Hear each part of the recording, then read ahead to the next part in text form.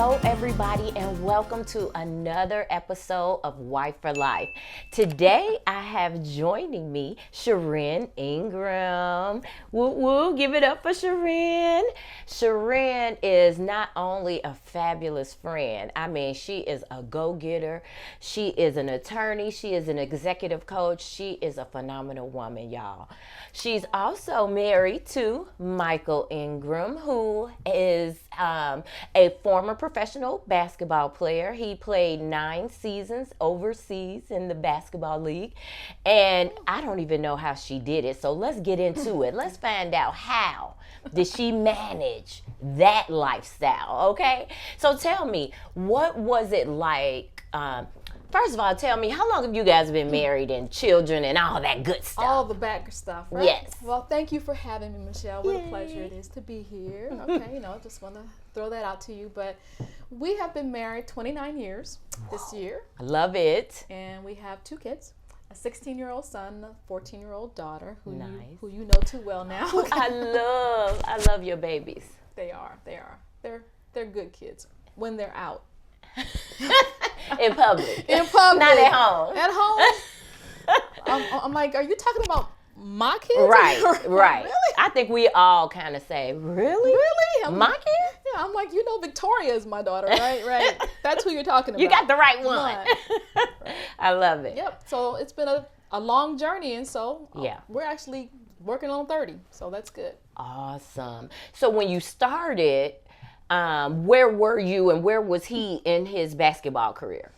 Well, he was already playing overseas when I met him, and I had just graduated from law school. Nice. And actually, that's kind of where we had actually been introduced very briefly a long time before that. Well, not that, during that past year. But at the party we were having to celebrate me and another one of my friends passing the bar exam, he showed up with one of his friends. Nice. And then 4 months later, we were married. 4 months later? Yeah, I don't think it was 4 months. Y'all didn't play around with dating, huh? I'm like, you should know by now. When Sherrin makes a decision, it's done. I'm like all it. in, but yeah.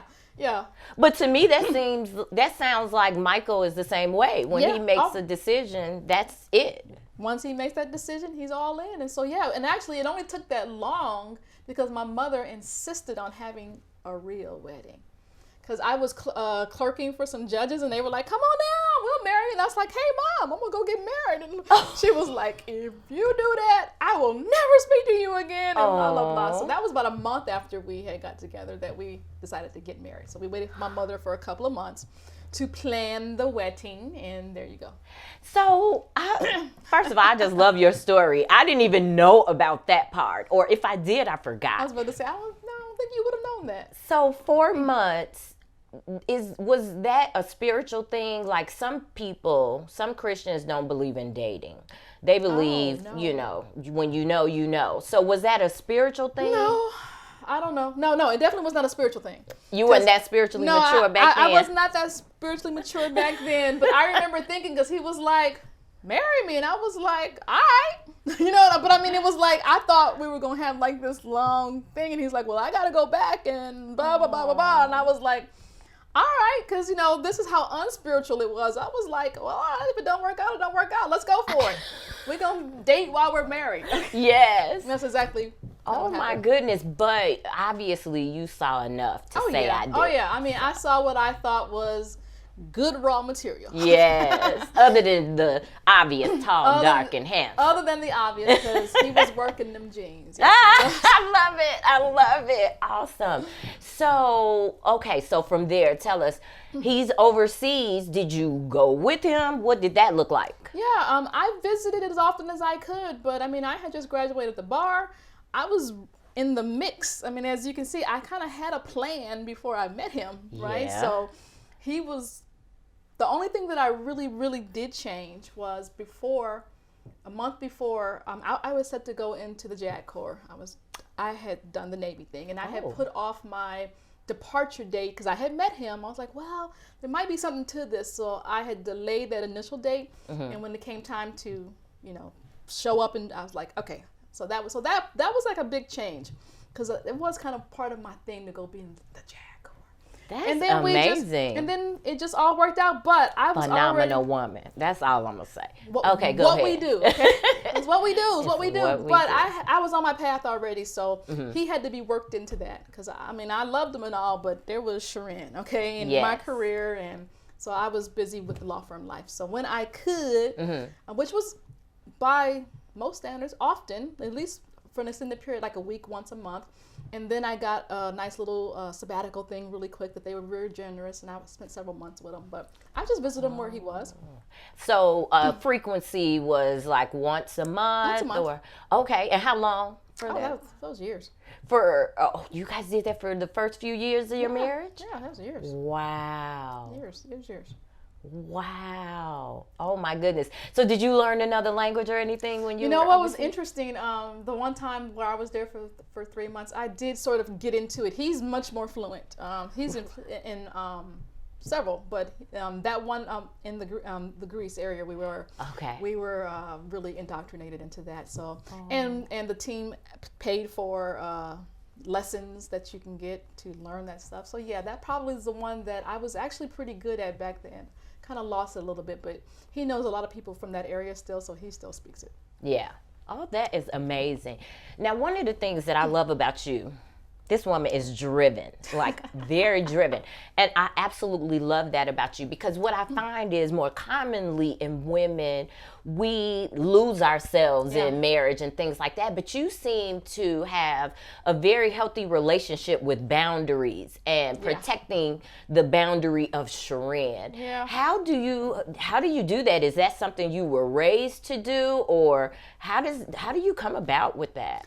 I don't know if I was raised in it, but I wasn't raised in it, but I was raised up with it. I mean, I had always had this notion. I didn't see the healthiest of relationships always around me. And so I was like, I'm not going to do this, and I'm not going to do this. And most of us like, I'm not going to be this, and I'm not going to be that. Well, I mean, our relationship was so fast that I still brought all of that with me. And over time, it softened a bit. And I had a moment, especially when my first son was born, I was like, oh no, I'm going to be a stay-at-home mama. Yeah, that lasted about 5 months. Not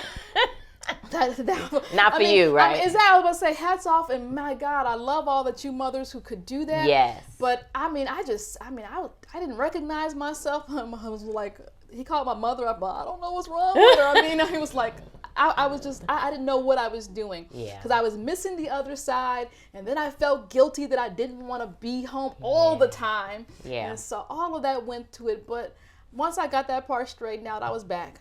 And never had issues about, this is what I do. I need both. Yeah. They're both, all of that makes up the sum of me. Yeah, and I think that's great because, like you said, no matter what your choice is, whether you're at home mom or working mom, either is fine. Yeah. It's what works for you, what works for your personality. But what I really love is the boundaries, making sure that we have boundaries where we protect our self-care as women. So kudos to you on that. But speaking of boundaries, something you mentioned to me that I absolutely love that I think our viewers would benefit from. Where you going? I know, right? So, actually, what you mentioned was that you guys had what I think you call rules of engagement. Oh, the rules of engagement. Yeah. Okay. Tell us. Well, this gets back to what Sherrin gonna do and not do, and she brought that kind of thing to the marriage. And he had described some of his past relationships, and I was like, well, you can't talk to me like that, right? I mean, you can't do that with me, right? So we're gonna sit down and let's talk about if we get into a disagreement or something like that. This is the rules, right? This is what you can't do. This is what you can do, but mostly it was what you can't do. Yeah. And so we wrote that out, and it was literally something that we had like on the refrigerator somewhere. It's like, nice. You broke rule 1. No. You broke rule 1. Yeah, rule 2, because I mean, and rule 1 was no profanity. Nice. You just never ever under any circumstances speak profanity towards each other. And the way he described some of his past relationships and even what he witnessed growing up, that's all couples did. I mean, they basically would cuss each other out and then be like, oh, but baby, I love you. And I was like, oh no, Not you, right? Not for you. No, Not for me either. I hold a grudge a long time, and that would have just extended it. Yes, So that would have yes. just words hurt. Yes. And what I love that I'm hearing you say is they linger They as do. well. It's hard to just dismiss it. People think, oh, a black eye, that's more obvious. And of course, we're not having that. Oh, we're not having that. But the point is that words hurt and they linger too. And that's why we have to be so lasts. careful about it. So back to these rules of engagement. I love the fact that you, at Go, had the wherewithal to say, hey, we need to talk about how we communicate with each other, because in some way that's going to impact our relationship. It absolutely and was. we're choosing to make sure that it impacts us for the better. So give us another idea of the rules of engagement. So no profanity, which I absolutely love. And by the way, Ray and I have that as well in our marriage. And it works, okay? Mm-hmm. Another one was you don't get to walk away. Ooh. I mean, even if you're going to sit and not say something, you don't get to make your dramatic exit. You don't get to storm off. Yeah, and what was really funny is I was making that rule with him in mind, but really it was about me, because I will, what? This is not worth my time, and I'm out, right? Oh my God. So it ended up impacting me more, because it was like, yep, you're not supposed to leave. Yeah. Well, fine, I'm not gonna say nothing, but I ain't fine. But you don't walk out. Yeah. You don't go take your cooling off period that way. You better learn how to have a cooling off period in the midst of the conversation. Yeah. Because we need to resolve this. Yes. Now, let me ask you this, just for clarity. If that person has no words, right? So if Mike has no words, but he sits there and he allows you to express yourself freely, then is it okay that you guys dismiss? Oh, yeah. As long as it's mutually Once agreed. It's mutually agreed. Gotcha. Right. Well, I'm saying all I've done, say what I have to say. Mm-hmm. You have nothing to say. Mm-hmm. All right. We didn't breathe each other's air long enough. Let's go get some fresh air. Yes. And we can revisit this later. But I mean, it was more about that dramatic exit than just not talking. Because some people just, I ain't taking this no more.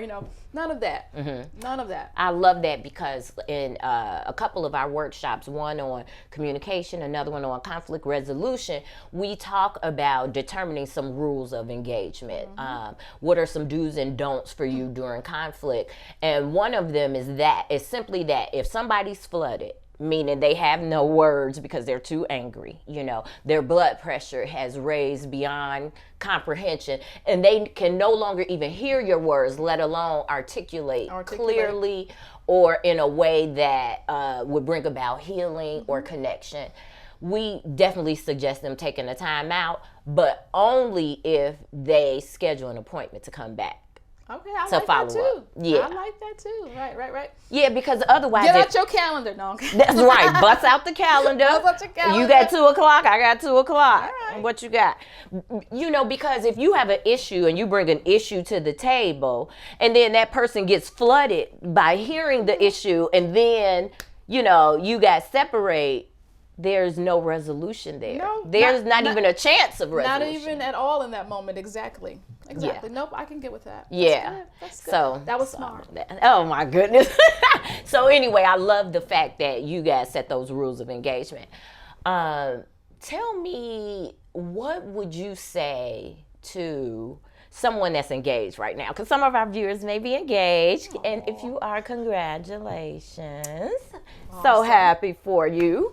So if they're engaged as a young woman or whatever age woman, but as a woman who's about to make this commitment, lifelong commitment, right? That's right. What advice would you give that person before stepping into the union? What would you say, hey, this is the best way to prepare for a lifelong marriage, or 29 years or more? 29 years or more.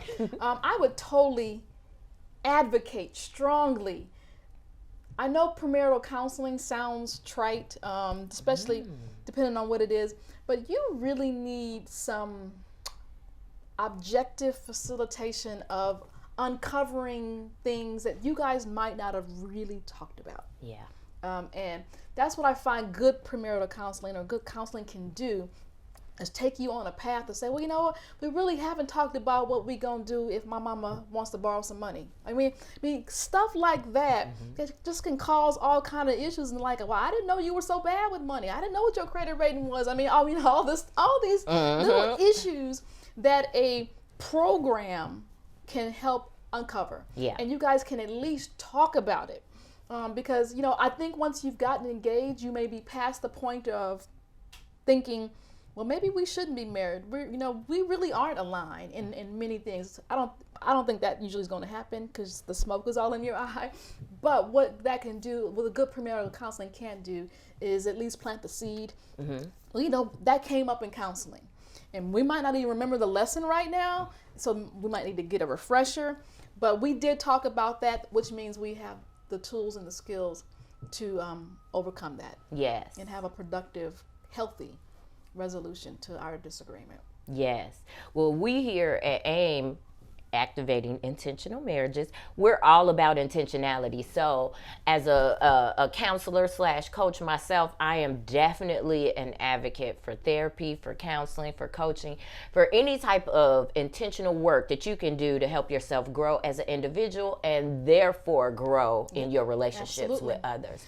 Good point you bring up there, because grow individually. So many people come to marriages broken. And they're looking for the other person to fix them or fill that hole. And that's another good point about, and a lot of people I know who really, really struggle, even, I mean, all their business out in the open. A lot of them I would classify as this: they don't know who they are.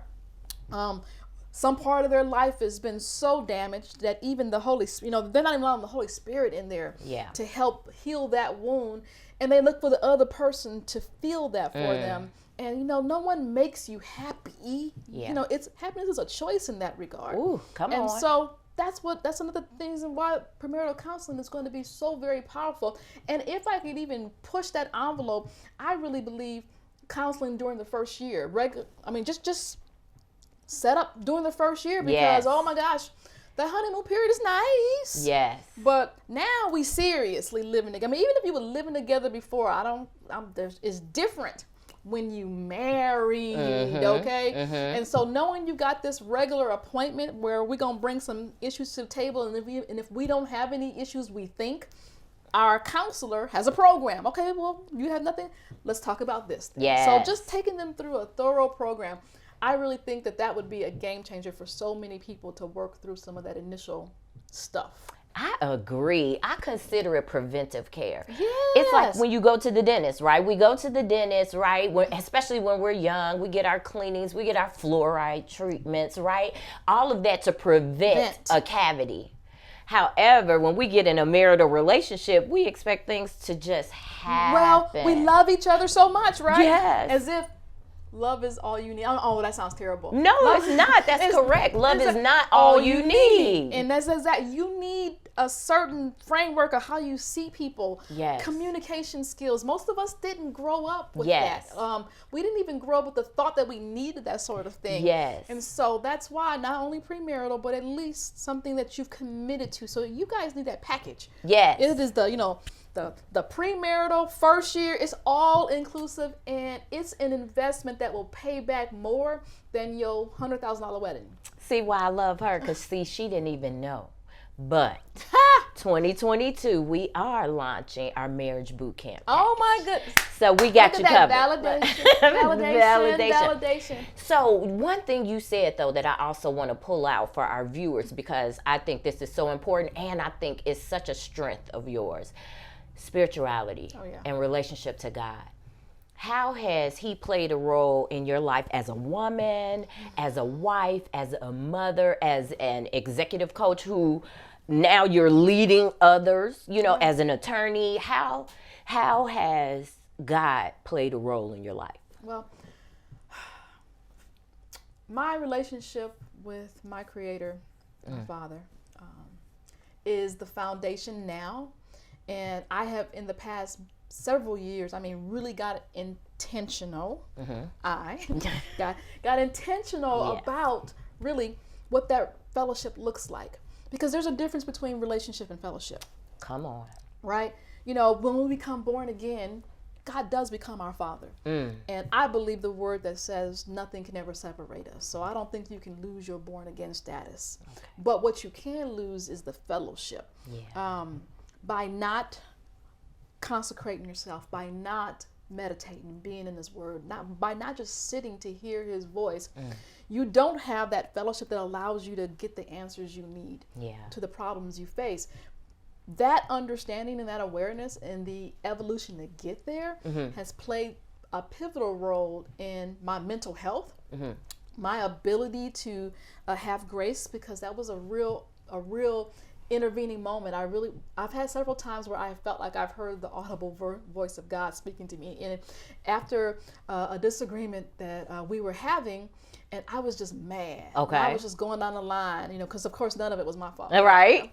I mean, of course it wasn't nothing me, and I was just going on and on about blah, blah, blah. And I was like, Lord, how do you possibly want me to stay in a situation where I can't even blah, blah. And I'm just, being all up in the flesh, right? And the Lord just clearly said to me, why can't you show him the same grace that I show you? Ooh. Ouch. And I actually had this vision where I didn't see the face or anything below the stomach, but what I could see was Jesus holding out his palms where I could see the holes. Oh, wow. Yeah. And it was like, look what I sacrificed so that you can be. And you don't do much of what I tell you. Okay. I'm like, all this grace that's coming your way right every day. Oh my God. You know what I'm saying? His mercies are new. Yes. The real translation is his grace is new every day. All of it's coming towards us. Yet I see maybe this amount, going towards him. Ooh. And that was a real stopper for me. And I was like, well, yeah. I'm like, I don't do half of what he does. He's got a point, huh? He's got a point. Yeah. And grace is not just it's not just it is a state of mind too, but it's a behavior. Yes. That's done with joy. Yes. With a cheerful spirit. Ooh. So it wasn't about just walking out and going, fine. God said I should be showing you some grace, so fine. We're not gonna talk about this anymore. Or you're gonna do, fine, I'm okay. No, but it was showing some compassion. Yeah. Being nurturing in my words, so just delivering it in a way that demonstrated grace, as well as having it inside. And that's a journey sometimes. It is definitely a journey, but it is a powerful journey. It's a powerful journey of mastering your emotions, mastering your responses to those emotions. Yes. You know what I mean? And I just think that it is such a beautiful example of sacrifice and servitude. Yes. Like even in tithes, God says we should be a cheerful giver. So why shouldn't we be cheerful wives? Exactly. Cheerful so what mothers, you had a disagreement. Everything. Exactly. You can still cook breakfast and not slam his plate on the table. But and that gets back to the difference between relationship and fellowship again. I mean, our relationship, no matter what happens, I'm still his wife. Right. But whether or not we're in fellowship at that moment, that's the impact. And so if I want to be in fellowship, that's me. And you said a submission. This is not submission in some weak way. This is submission in a way of recognizing that there's a higher way. Even if I don't understand it, like, Lord, I don't know why I'm the one that has to be nice in this moment, but you said it and I'm going to trust it because you're God and I know you know better than what my little mind can think of right now. And one of the things when we were talking, you said that God told you was to do it as unto him. Oh, yeah. Yeah, I love that. That wonderful Colossians verse that sits on the mantle above my kitchen sink, because it is about everything that I do. Because, spirit of transparency, not having a clean kitchen is one of my triggers. Oh my gosh, I can, especially if I didn't travel and been out somewhere and I walk in the house and it's just like this because this is where everyone gathers and I just wanted it to be right. Yeah. So I had to put that in there because it was like, it's your kitchen if you want it clean. I mean, it's your house, right? I'm like, yes, it's your kitchen, right? You want it clean, clean it. And I was like, but I didn't even mess it up. I mean, I'm just having this whole debate. I'm not the one who messed it up. There's not a single dish in this sink that came from me. Yeah. It was like, clean it. And I was like, fine. And then it was like, do it unto me, though. Yeah. Everything you do everything you do. I'm going to have to give an account for all of it before him. And I cannot stand there and go, well, Lord, did you see what he said to me? Did you see what my children for the 1,000th time didn't do? And then I heard, well, did you see what you didn't do for the 1,000th time? And so it keeps coming back, like your expectation of others. You claim to be walking your talk, but you're not. Ooh. So we have to reckon with that. And that goes to judgment too, like being careful that we're not judging our spouse. Oh yeah. Or thinking, or even keeping score, thinking we're better than them because we're doing this and they're not, But helpmeet means we're going to have different strengths that come together that help us be the best version of ourselves that God has called us to be. Amen. And that's the point, That really is the point. But you two have to be on that same page. Yes. Because it's hard when only one is trying to walk that path and the other is just not conscious about it. I don't know about it being, intentional. Like, I'm just not gonna pick up my dirty underwear today. Okay? Right. That kind of stuff. Right. It's not intentional. I mean, he doesn't set out to just want to mess up my day or make me. But it happens. But it does. It happens, and so that's when I have to remember. All right, Lord, you got this thing all worked out for me. Plus, you said all things work together for my good. So this is gonna have to be one of them all things. And, and I will say that. And sometimes I'll be up there. This is one of those all things moments. And that's my reminder. Just like, don't worry about it. Yes. Even if you don't see it, don't like it, don't understand it, that's not for me to be worried about right now. So I don't, and I'm really a lot better with the recognizing that and not worrying about it. That's awesome.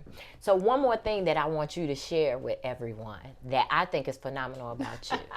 Where you going now? Girl, you had some fierce discipline. Like her discipline is phenomenal. So when, don't tell me you're off time, but tell me when you're on, because, everybody needs downtime or off time.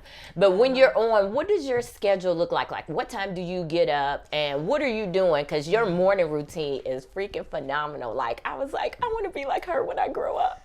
See, what's interesting is I don't know if we're sharing the same definition of downtime. Okay. Because I do feel like I'm always on. You are always on. I do. Yes. I'm always a mother. I'm always a wife. Yes. I didn't make commitments to clients. So when I've said, hey, if it's an emergency, you can call me. If I answer, I am kind of always on. Yeah. I have actually learned, though, that's the beauty of having your own business is the flexibility of taking these stolen moments. What I'm really good at is I got a half an hour, I got an hour in between something. Taking a moment to just relax, recharge in my own little way. I don't need, and this is actually, you said some of our marital challenges. This is a challenge that Michael and I share. He likes to go take off for days, and that's nice. But praise the Lord for a successful business. I'm just not able to do that right now. So I've learned to take these little stolen moments in between. And so people are like, well, don't you need some time? I'm like, no, I'm good. I had some time yesterday, and I woke up this morning, because in the morning, we'll talk about routine. As soon as I get up, I want to spend an hour praying in the Spirit, speaking in tongues and things. I want to really understand what the heart of God is for me this day. And I want to hear what he has to say, because I will put my plan up, and I'm like, all right, Lord, if I don't hear from you, this is what I'm going with. So intervene here. So I'm quiet to hear that. I'm always getting it. So it's like I'm always on, but I'm always not. Yes, I get so it. I recharge. This recharges me. Yeah. I don't need downtime from this. I don't need what the world might call downtime from my work, because oh my God, do I love it. These CEOs who trust me to speak into their lives that way, I'm shocked, not shocked anymore, but I just feel so immensely blessed that I get paid to do that. Because I do that. I was doing that all day long before I got paid. So there we go. There you go. So. Yes. So just for clarity's sake, are you saying you don't like vacations? Oh, I love vacations when they happen. But if I'm going to be real with you, I don't know when the last time I had one in that way. Yes. So I get vacations throughout the day. Yeah. That's the way I've had to learn to look at it. And I mean, the COVID had nothing to do with that. Okay. I mean, that's just been my lifestyle. Yeah. I'm always on. I love what I do. Would I like to be doing it on the beach more often? But if I was sitting on that beach, it wouldn't be but a few hours before I would be saying, do we got Wi-Fi? And I got an idea, and I'm running with it. Yes. No? So now I get why you started off this saying our ideals of downtime may be different. And that is so important, you guys, to recognize your differences, because what may be comfortable or comforting for one may not be for the other. And you have to be mindful of that. Yeah. If one is introverted and the other is extroverted, you have to be mindful of that. I mean, as me and Michael are, he's the, if you look up extrovert in the dictionary, I know you'll see his picture.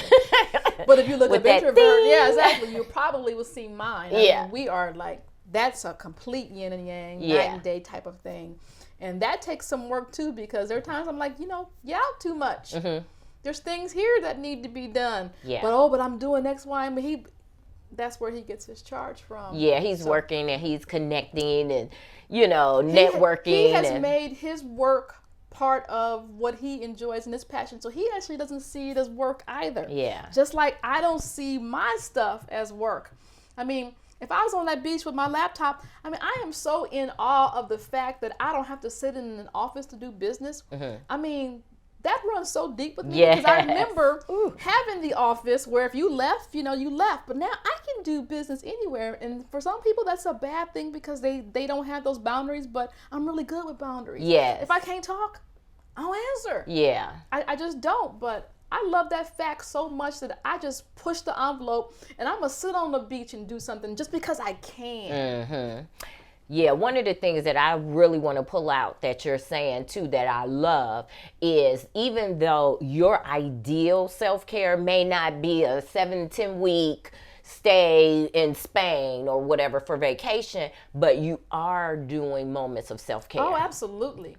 Oh, continuously, absolutely. Periodically throughout the day, but you're definitely doing self-care, and that's what's important for everybody to hear.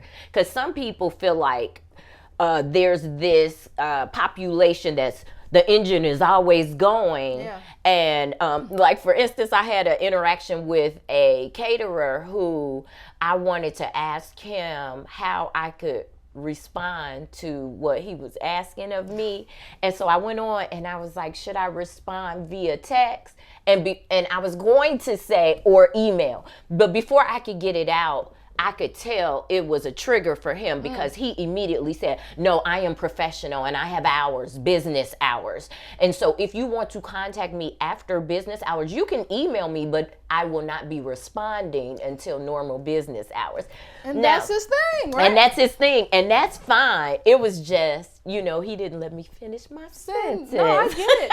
But no, the point is, people roll differently. They do. And especially in marriages, we have to always remember to respect our differences and not judge each other for our differences.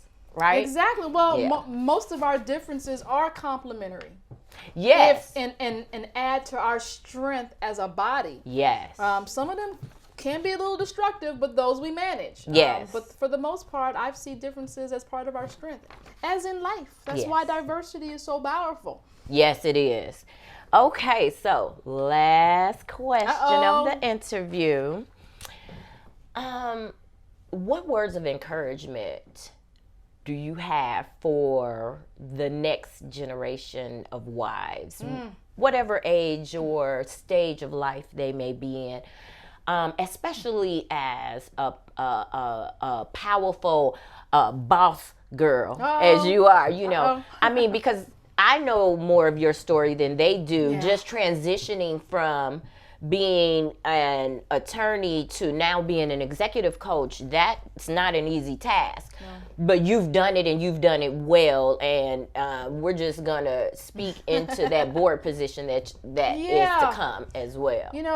Knowing who you are in Christ is so foundational for anyone, especially the future wives and those wives who want to take it to the next level. Because when you know your identity, you're not shaken by so much of what throws other people off into tizzies. This is why I'm not so triggered anymore. Because not only do I know who I am, I know what I have, and the Holy Spirit reminds me of this often. So know yourself. and know who you are in Christ, because when you do that, you're going to be a much stronger and well-rounded person to enter these healthy conversations. But when you don't know who you are, you're like that leaf in the wind blowing. Ooh. People trigger you, especially your husband. People, it's that familiarity. I think you said once before, I don't remember when, but sometimes we're the hardest ones on our husbands. Yes. I think it's that familiarity that happens. One, you know what they, their dreams.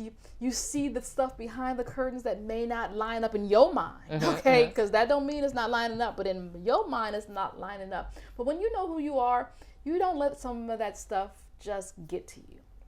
You really are able to not worry.